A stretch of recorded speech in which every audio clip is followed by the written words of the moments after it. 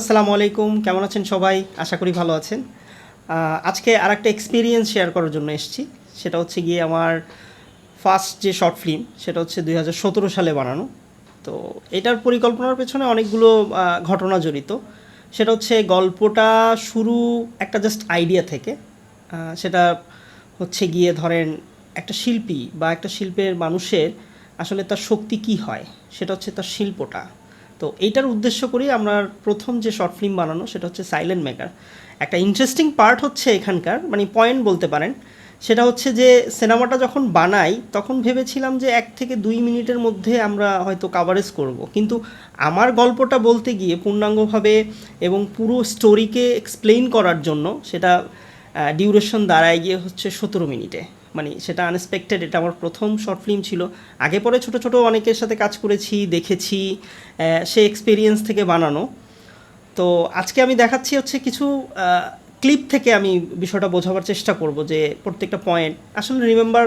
মানুষের যখন প্রথম যে শর্ট ফিল্ম থাকে সেটা আসলে খুব ইমোশনের জায়গা থাকে। হয়তো আমরা লো ডিভাইস থেকে বানিয়েছি, এখানে কোনো বড় কোনো লবিং ছিল না, সবাই নিজেরা নিজেরা কাজ করেছি। লাইক ধরেন আমার একটা ছোটো ভাইয়ের ক্যামেরা ছিল, ওর নাম ছিল শুভ।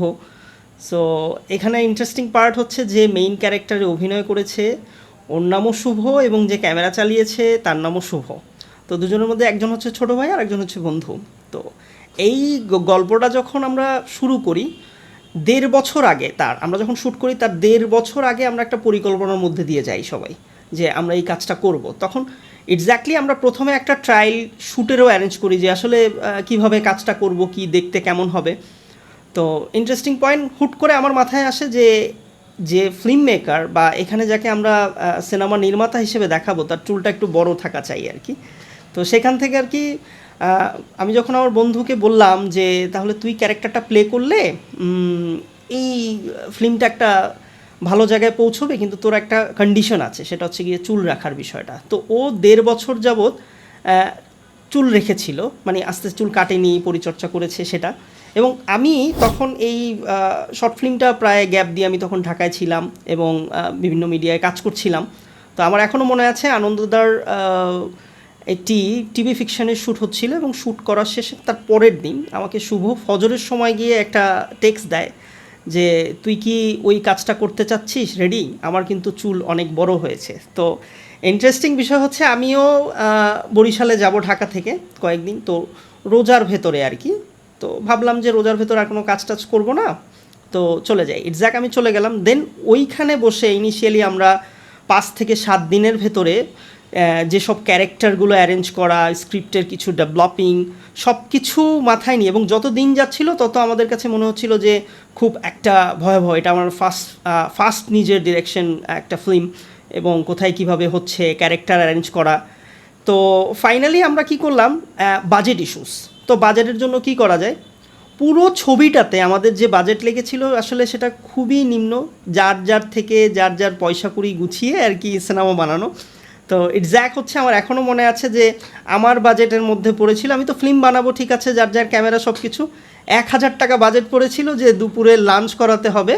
কিন্তু সেটা আমি প্রথমে প্ল্যান করি যে 1,000 টাকায় আসলে কী খাওয়ানো যায় এবং সবাই ক্ষুধার্ত থাকবে।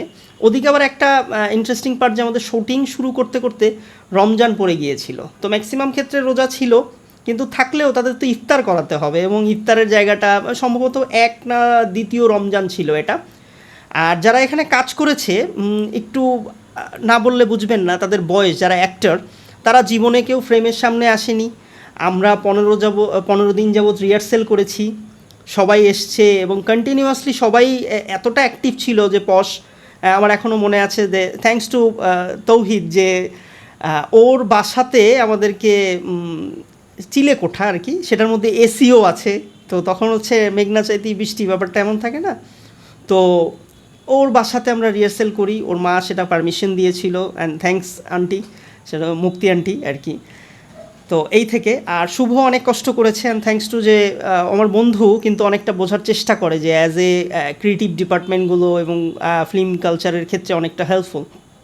তো এদিক থেকে এবং অ্যাক্টিং শুভ এর আগে যেটা করেছে, মানে অনেকগুলো হয়তো কিছু কিছু জায়গায় কাজ করেছে, কিন্তু ভিজুয়ালের ক্ষেত্রে অন স্ক্রিনে ওর এই শর্ট ফিল্মটা থেকে আমার জানা মতে প্রথম আসা, এবং সেখান থেকে দুর্দান্ত ট্রাই, এবং শুভকে সবাই ওয়েল জানিয়েছিল এইটা। আর একটা ইন্টারেস্টিং ঘটনা আছে এই ছবির এডিটিংয়ের ক্ষেত্রে। আসলে শ্যুট তো করলাম, কিন্তু আসলে এই ছবিটার এডিটিং কোথায় করব। আলটিমেটলি তখন আমার হাতে ঢাকা থেকে গিয়ে একটা পিসি থাকবে বা এইসব জিনিসপত্র থাকবে এটাও না, একটা ল্যাপটপও নেই। তো সেক্ষেত্রে কী করব, যে সিনেমাটোগ্রাফার ছিল তো ওর একটা কম্পিউটার ছিল। তো কি করলাম যে ওর কম্পিউটার আমার বাসায় আগের দিন নিয়ে যাই, সেদিন সারা রাত এডিটিং করি। এবং ওর এডিটিং ডিভাইস খুব বেশি যে ভালো রান করছিল এরকম কিছু না, ভালো ডিভাইস বা ভালো কনফিগারের নয়। তো আমরা কি করলাম যে ফিল্মটা বানানোর সময় যে সবচেয়ে বড় ট্রাপিং পড়ে গেলাম এই এডিটিং সেক্টরে। সারা রাত যখন কাজ করলাম তখন বুঝলাম যে ওর কম্পিউটার ডিভাইসটা খুব বেশি পারফেকশনের জায়গায় নয়।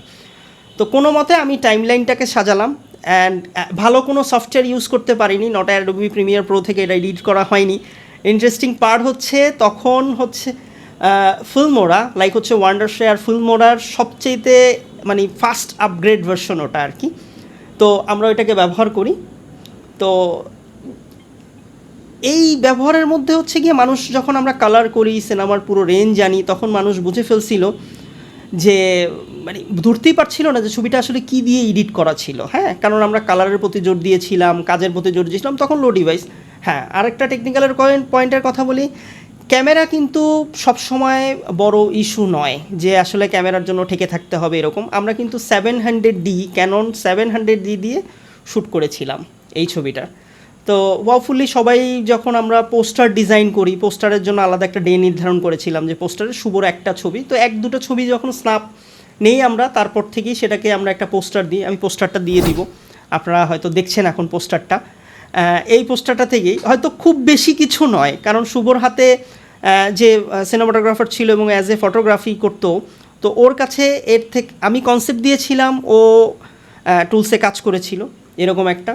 তারপরে আপনারা আর একটা দেখছেন, সেটা হচ্ছে পোর্ট্রেট মোডে, যেটা আমি করেছি, সেটা আমার নিজের হাতে করেছি, ক্রপ করে করেছি। ওইটা একটু স্ট্যান্ডার্ড আগের থেকে, কিন্তু এখনও কিন্তু হাসি যে এই সিনেমা থেকে অনেকগুলো ভুল ত্রুটি, এবং বুঝেছিলাম যে আসলে সত্যি হয়তো কন্টেন্ট বানানো, একটা কন্টেন্ট আপনি হয়তো শ্যুট করছেন, বা আমি এখন যে শ্যুট করছি কন্টেন্টটা, এটা খুব ইজি একটা পর্যায়ে, যে আমি ধরলাম ক্যামেরা খুব সহজে নিয়ে নিলাম, এটা একটা ইজি ব্যাপার। কিন্তু ফিল্ম যে বিষয়টা, এটা খুব একটু টাফ। অনেক সময় ভাবনা চিন্তার বিষয় থাকে, যুক্তিতর্কের বিষয় থাকে ফিল্ম নিয়ে। তো এই একটা বিষয় স্মৃতিটা মনে পড়লো এবং রিমেম্বার করলাম আর কি, আপনাদের সাথে একটু শেয়ার করাটা জরুরি মনে হলো। কারণ যারা ফিল্ম মেকিং করতে চান, কন্টেন্ট বানাতে চান, তাদের ক্ষেত্রে বিষয়টা একরকম। তবে কিছু ইমোশন থাকে না মানুষের, যে আমি কাজ করছি, আমি কাজ করব। সো আপনারা আমার থেকে একটা এক্সপিরিয়েন্স নিলেন, শেয়ার করলাম আর কি, যে খুব সহজে আপনারা একটা ছবি বানিয়ে ফেলতে পারবেন। পয়সা করির জন্য আটকে থাকতে এমন কিছু না, শুধু একটু গুটি কয়েক লোক ম্যানেজ করে নেবেন। তো আমার প্রথম সিনেমার এক্সপিরিয়েন্সটা এইভাবে আমরা শুরু করেছিলাম যাত্রাটা। আর আরও গল্প শেয়ার করব, প্রথম বিজ্ঞাপন কবে বানিয়েছিলাম সেটার কথাও বলবো খুব ধীরে ধীরে। তো ধন্যবাদ, আজকে এই পর্যন্তই। সবাই ভালো থাকবেন আর আমার সাথে থাকবেন।